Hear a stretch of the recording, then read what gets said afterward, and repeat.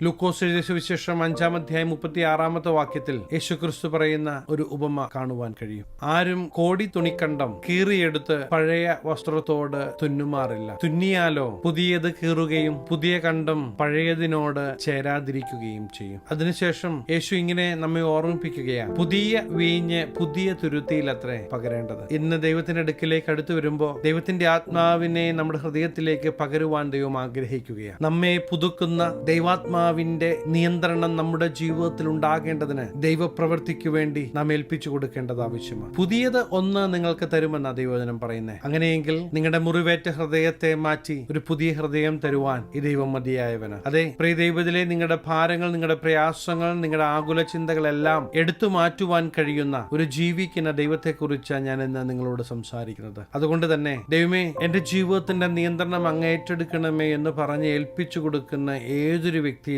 പ്രവർത്തിക്കുവാൻ ഈ ദൈവം മതിയായവനാണ്.